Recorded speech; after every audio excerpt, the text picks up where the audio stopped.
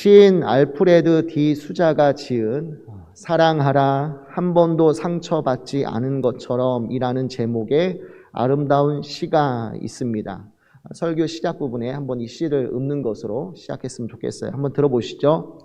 춤추라 아무도 바라보고 있지 않은 것처럼, 사랑하라 한 번도 상처받지 않은 것처럼, 노래하라 아무도 듣고 있지 않는 것처럼, 일하라 돈이 필요하지 않은 것처럼, 살라 오늘이 마지막 날인 것처럼. 그런데 이 시인은 6살에 소아마비에 걸렸고 18살에 열차 사고로 하반신이 마비가 되었어요.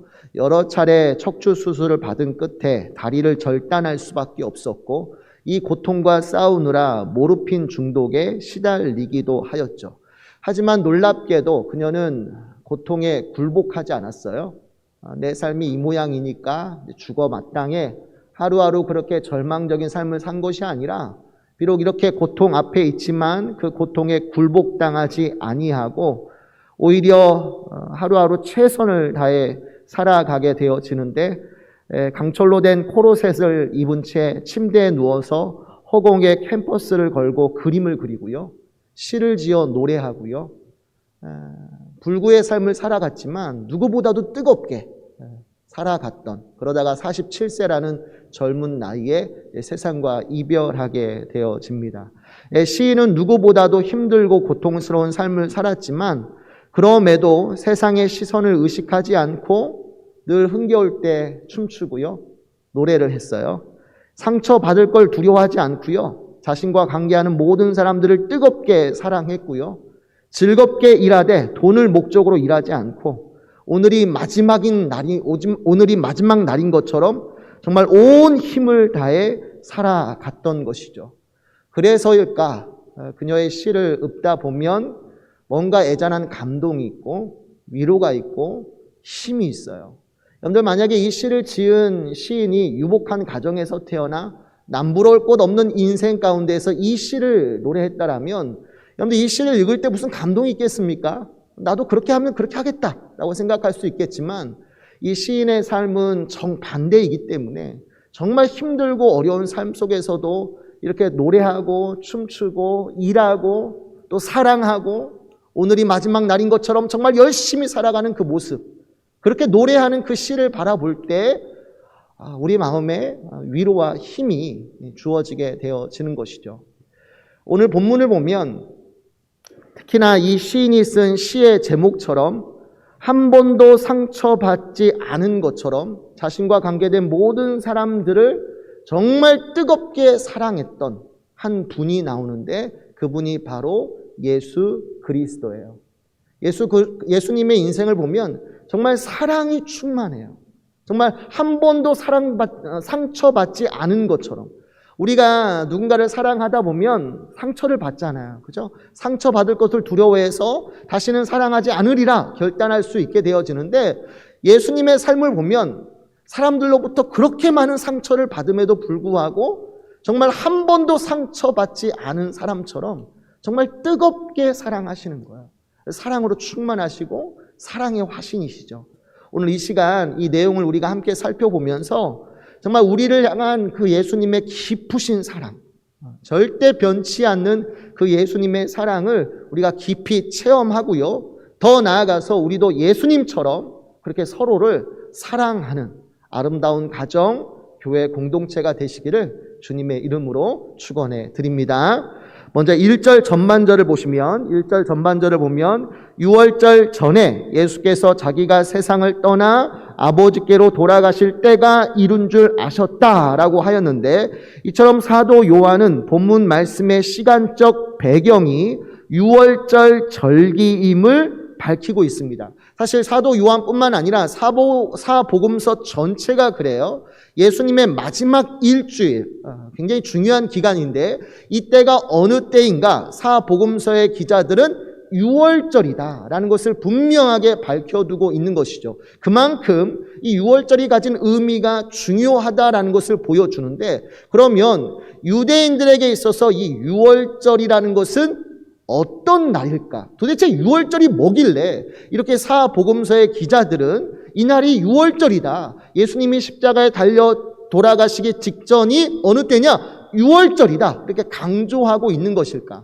여러분들, 우리가 유월절의 의미를 알려면 이스라엘 백성이 애굽에서의 노예살이에서 해방되기 전날 밤으로 거슬러 올라가야 하는데, 이때의 일이 출애굽기 12장에 아주 자세하게 다루어지고 있습니다. 처럼 모세는 이스라엘 백성에게 유월절 절기를 위하여 특히 유월절 어린 양을 잡으라고 명령하시죠. 그리고 그 피를 그냥 땅에 버리는 것이 아니라 자기 집 문의 옆과 위에 발라두라고 명령하세요. 그래서 하나님의 애굽 온 땅을 심판하실 때, 즉 애굽의 모든 처음 난 것들을 다 죽이실 때, 그 유월절 어린 양의 피가 발라져 있는 집은 하나님이 어떻게 하신다?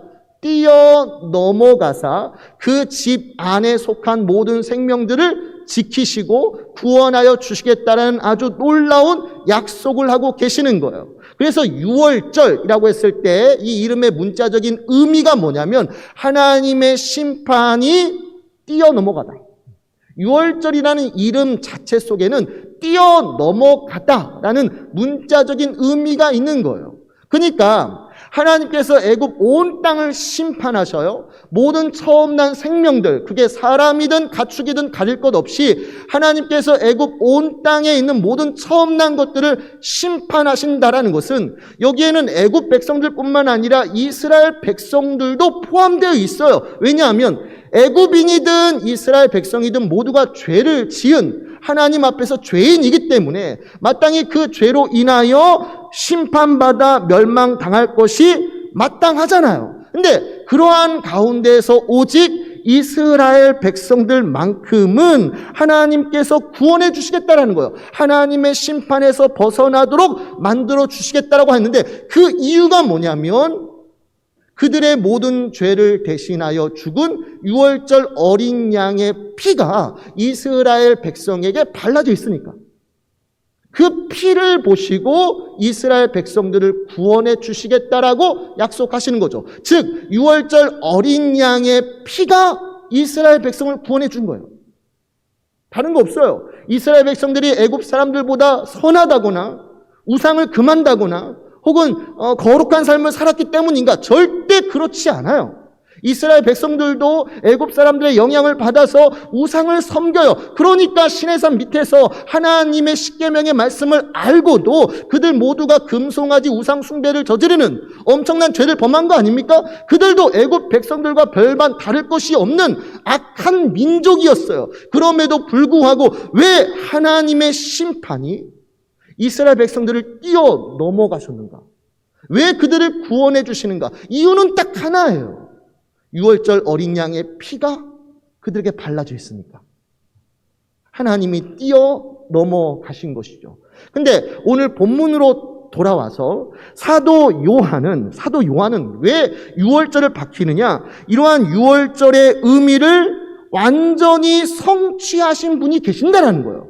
이러한 유월절의 의미를 영원히 그리고 단번에 성취하신 분이 계시는데 그분이 누구냐라고 했을 때 바로 예수 그리스도라는 거예요. 즉 유월절의 어린 양이 누구냐라고 했을 때 사도 요한을 비롯한 사복음서의 기자들은 그분은 다른 것이 아니라 바로 예수 그리스도다라고 얘기하는 거죠. 다시 말해서 예수님은 죄가 하나도 없는 영원한 하나님의 아들이시지만 우리를 사랑하사 우리의 구원을 위하여 우리의 모든 죄를 대신 지시고 십자가에 달려 죽으신 유월절 어린 양이시요. 그래서 유월절이 이르자 예수님은 아시는 거예요. 자기가 유월절 어린 양으로서 이 백성을 위해서 십자가에 달려 죽으실 것을 아셨고, 그래서 세상을 떠나 하나님 아버지께로 돌아가실 때가 이룬 줄 아셨다라고 말씀하고 있는 것이죠. 여러분들, 이러한 사상이 신구약 성경에 정말 풍부하게 드러나요. 신약 성경에도 이러한 가르침이 자주 드러나는데요. 가령 요한복음 1장 29절을 보면 세례 요한이 예수님께서 자기에게 오는 것을 바라보면서 모든 백성들 앞에서 선포하는 거 아닙니까? 보라, 세상 죄를 지고 가는 하나님의 어린 양이로다. 세례 요한이 자기에게 세례를 받으러 오는 예수님을 향해서 보라, 세상 죄를 지고 가는 하나님의 어린 양이로다 라고 하여서 그분이 바로 유월절 어린 양임을 분명하게 선언하고 있고, 사도 바울도 고린도전서 5장 7절 후반부에서 우리 신자가 거듭나 죄사함을 받고 하나님의 자녀가 될 수 있었던 까닭이 뭐냐라고 했을 때 그가 말씀하기를 유월절 양, 우리의 유월절 양, 곧 그리스도께서 희생하셨기 때문이라고 분명히 말씀하고 있는 거예요. 그러니까 신구약 성경 모두가 유월절 어린 양, 우리의 모든 죄를 대신 지시고 십자가에 달려 죽으심으로 말미암아 우리를 구원하실 그 유월절 어린 양이 뭐냐고 물었을 때 궁극적으로 그것은 예수 그리스도다 라고 선언하는 것이죠. 사도 요한도 바로 이러한 예수님을 밝히는 거예요. 근데 여러분 보세요. 이처럼 유월절 어린 양이신 예수님께서 제자들과 함께 마지막 유월절 만찬을 가지시는 거예요. 이제 잠시 후면 유월절 어린 양의 피를 흘리셔야 돼요. 대제사장으로서 다른 양과 소가 아니라 자기의 거룩한 몸을 친히 십자가 제단 위에 올려놓고 우리의 죄를 대신하여 피 한 방울 남기지 아니하고 다 쏟아 놓을 수밖에 없는 그런 순간이 곧 오는데, 이러한 상황 속에서 정작 제자들의 모습이 어떠했느냐 하는 거예요. 예수님은 이제 십자가 뒤로 가셔야 돼요. 어마어마한 고통과 고난과 고통이 그 앞에 기다리고 있어요. 그것 때문에 그 마음이 너무나 슬프고 괴로워서 죽을 지경까지 있었다라고 말씀하고 있어요. 근데 이렇게 슬프고 괴로운 순간인데 정작 그 앞에 있는 제자들은 어떠한 모습을 보여주었느냐? 예수님이 걸어가시는 그 십자가의 길을 제자들도 잘 알고 기쁘게 함께 동참하고 있는가? 전혀 아니었다라는 거예요. 오히려 예수님과는 정반대인 세상의 길로 나아가고 있는데, 가령 유월절 그 만찬의 자리에서 제자들이 무엇했습니까? 성공과 출세를 위하여서 서로 누가 크냐 하는 문제로 말다툼을 하기 시작해요. 그들은 예수님이 로마를 정복하고 새로운 하나님의 나라, 새로운 이스라엘 나라를 세우실 것을 기대하면서 누가 예수님의 좌우, 누가 그분의 행정장관들이 될 것인가, 이런 문제로 누가 크냐, 내가 당연히 우의정, 자의정 여기 앉아있는 거 아니냐, 이 문제로 예수님 앞에서 크게 말다툼을 하였던 거예요. 아니, 예수님이 없는 자리에서 그렇게 했더라면 이해할 수 있어요. 근데 예수님이 보는 앞에서 제자들끼리 누가 크냐 하는 문제로 성공과 출세를 위하여서 자꾸만 높아지려고 하는 그런 볼썽사나운 모습을 예수님 앞에서 보여주고 있는 것이죠. 그 중에는 가룟 유다가 어떠합니까? 가룟 유다는 돈을 위하여, 그 은 30을 위하여서 예수님을 매정하게 배반하였고, 베드로는 자기 목숨을 위하여 예수님을 3번이나 부인하고 저주하고 맹세까지 했을 뿐만 아니라 나머지 모든 제자들 역시 예수님이 잡히실 때 어떻게 했죠? 다 도망갔어요. 유월절 어린 양이신 예수님께서는 십자가에 달려 죽으심으로 우리를 구원하실 계획을 가지고 계시는데, 정작 그들의 제자라고 하는 자들은 예수님과 함께 십자가의 길을 걷는 것이 아니라 성공과 출세를 위하여, 재물을 위하여, 자기 목숨을 위하여 예수님을 배반하고 부인하고 버리는 일을 하는 거예요. 여러분들, 참으로 배응망덕한 제자들 아닙니까? 왜냐하면 예수님은 이 제자들과 약 3년 동안 동고동락하면서 사랑만을 주셨거든요. 아무것도 아닌 자들, 못 배우고 가지지 못한, 하나님이 부르시지 않았다면 그냥 어부 생활하다가 죽었어야 할 그 비참한 인생들, 그러한 한 명 한 명을 하나님께서 부르셔서, 예수님이 부르셔서 당신의 사도로 삼아주시고 3년 동안 함께 거하시면서 늘 사랑만을 주셨건만 정작 그 제자들로부터 받은 것이라고는 상처뿐이에요. 배반이고 부인이며 버림당하심을 받은 것이죠. 그분은 자기의 제자들을 사랑하시되 그들이 비록 부인하고 배반하고 자기를 버리는 것을 알면서도 그분은 끝까지 끝까지 그들을 사랑해 주셨다라고 말씀하는 거죠. 여기에서 끝까지라는 것이 원어로 에이스 텔로스예요. 에이스 뭐뭐까지고 텔로스라는 단어가 나오는데 이 텔로스는 끝이라는 의미도 있지만 충분히 최고로라는 의미도 있어요. 그래서 공동 번역을 보면 세상에 있는 자기 사람들을 사랑하시되 끝까지 사랑하시느니라 라는 것을 공동 번역은 어떻게 번역하느냐? 이 세상에서 사랑하시던 제자들을 더욱 극진히 사랑해 주셨다라고 번역해요. 예수님께서는 이 세상에서 사랑하시던 제자들이 자신을 배반하고 부인하고 버릴 것을 다 알고 계셨음에도 불구하고 오히려 어떻게 하는 거예요? 한 번도 상처받지 않은 것처럼 그 제자들을 더욱 극진히 사랑하셨다라고 말씀하는 거예요. 그리고 실제로 이러한 사랑을 유월절 만찬의 자리에서 생생히 보여주셨는데 그게 바로 무엇인가요? 세족식입니다. 곧 있으면 자기를 배반해요. 부인할 것을 아셔요. 그럼에도 불구하고 예수님께서는 식사 자리에서 갑자기 일어나 겉옷을 벗으시고 허리를 수건에 두른 채 대야에 물을 떠서 그 제자들의 더럽고 냄새나는 발을 하나하나씩 정성껏 씻어주시는 거예요. 여러분들 생각해 보세요. 나를 배반할 자의 발이에요. 나를 부인할 자의 발이에요. 보기도 싫을 거 아니에요. 그리고 그 뒤에 가서 34절과 35절에서 그 제자들에게 명령하십니다. 우리 한번 다 읽어볼까요? 34절과 35절 말씀 보면 바로 뒤에 나오죠. 우리 함께 읽겠습니다. 준비 시작. 새 계명을 너희에게 주노니 서로 사랑하라. 내가 너희를 사랑한 것 같이 너희도 서로 사랑하라. 너희가 서로 사랑하면 이로써 모든 사람이 너희가 내 제자인 줄 알리라. 아멘. 무슨 말씀하는 거죠?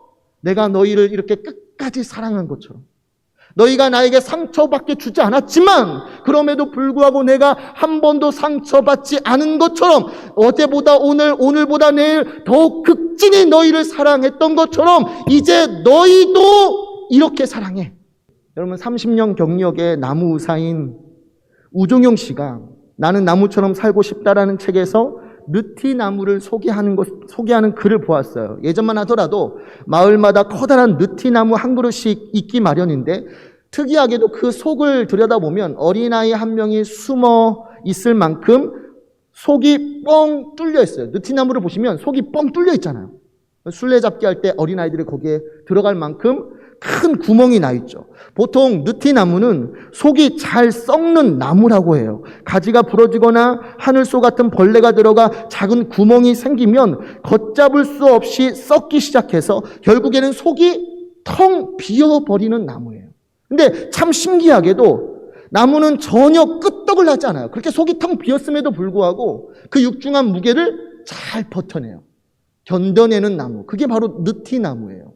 그런데 우종영 씨가 이 느티나무를 얘기하면서 특별히 누구를 소개하느냐 하면은 2009년도 5월에 돌아가신 장영희 교수예요. 이 느티나무를 얘기하면서 장영희 교수를 소개하는 거예요. 이 장영희 교수님은 서강대 영문학과를 졸업하고 뉴욕 주립대학교에서 영문학 박사 학위를 받으셨죠. 그리고 내 생에 단 한 번 등 20권의 유명한 베스트셀러들을 내신 유명한 수필가이기도 해요. 대단히 유명하신 분이에요. 아마 이 중에 그분이 쓴 책을 읽고 위로를 받으신 분도 계실 거예요. 근데 이분의 삶을 보면 어떻게 이렇게 살 수 있을까 싶을 정도로 정말 고난이 많으셔요. 태어난 지 1년 만에 소아마비 판정을 받았고요. 5살 때까지 제대로 앉지도 못해 누워만 있던 소아마비 1급 장애인이에요. 이분은 평생 목발을 의지하며 걸었던 분이에요. 신체 장애인이에요. 그런데 이런 아이를 공부를 시켜야 하잖아요. 근데 누가 그렇게 공부를 시키냐면 어머니, 장영희 교수의 어머니가 이 아이를 공부를 시키는데 초등학교 3학년 때까지 날마다 그 딸을 등에 업고 등교를 시키는 거예요. 집에 갔다가도 그녀를 화장실에 데려가기 위해서 2시간에 한 번씩 학교를 들락날락. 그러니까 이 어머니가 이 딸을 공부시키기 위해서 등에 업고 날마다 왔다 갔다. 온갖 수고와 노력을 하는 거예요. 장영희 교수가 이런 어머니를 어느 글에서 다음처럼 회고한 바가 있어요. 한번 들어보세요. 기동력 없는 딸이 발붙일 한 뼘의 자리를 마련하기 위해 목숨 걸고 운명에 반항하여 싸운 나의 어머니. 장애는 곧 죄를 의미하는 사회에서 마음속으로 피를 철철 흘려도 당당하고 의연하게 딸을 지킨 나의 어머니. 업어서 교실에 데려다 놓고 밖에서 추위를 떨며 기다리시던 나의 어머니. 조금만 도와주면 나도 잘 해낼 수 있다고 제발 한몫 끼워달라고 애원해도 자꾸 벼랑 끝으로 밀쳐내는 이 세상에 악착같이 매달릴 수 있었던 것은 어머니가 있었기 때문이었다. 장영희 교수는 자신이 생애 대부분을 목발에 의지하고 말년에는 여러 번의 암투병을 해요. 유방암에 걸리고요. 척추암에 걸리고요. 이런 암에 걸렸어도 잘 이겨내다가 마지막 간암으로 인해서 세상에 돌아가셨는데, 이렇게 평생 목발을 의지하고 그 무서운 암에 걸렸음에도 불구하고 끝까지 영문학자의 길을 뚜벅뚜벅 걸어 나갈 수 있었던 까닭이 뭐냐라고 했을 때 그것은 바로 어머니 때문이라는 거예요. 내 어머니가 마치 속이 뻥 뚫린 느티나무처럼 마음속으로 피를 철철 흘리면서도 그 사랑하는 딸을 지켜줬기 때문에, 어머니의 그 끝없는 사랑 때문에 내가 일찍이 쓰러지고도 남을 인생이었는데 그럼에도 불구하고 내가 여기까지 걸어왔다 라고 얘기하는 거죠. 여러분들, 장영희 교수가 어머니보다 일찍 돌아갔어요. 암 때문에 젊은 나이로 어머니보다 먼저 돌아가셨어요. 근데 그 어머니를 생각하면서 남긴 편지가 있는데 그게 참 슬퍼요. 내용이 이렇죠. 엄마 미안해. 먼저 떠나게 돼서. 엄마 딸로 태어나서 지질이 속도 썩혔는데 그래도 난 엄마 딸이어서 참 좋았어. 엄마는 이 아름다운 세상 더 보고 오래오래 더 기다리면서 나중에 다시 만나. 살면서 참 어머니의 속을 많이 썩혀드렸는데 미안하다면서 그럼에도 불구하고 엄마 사랑한다고, 나중에 다시 천국에서 보자고 얘기를 하는 거죠. 여러분들, 저는 이 글을 읽으면서 누가 떠오르냐면 예수님이 떠오르는 거예요. 예수님의 속도 많이 썩어 계시겠구나. 예수님의 속도 마치 느티나무와 같이 뻥 뚫려 계셨겠구나. 왜요? 여기는 저와 여러분들이 그분 앞에서 못난 자식으로 살아가고 있으니까. 우리도 어떻게 보면 제자들하고 똑같지 않습니까?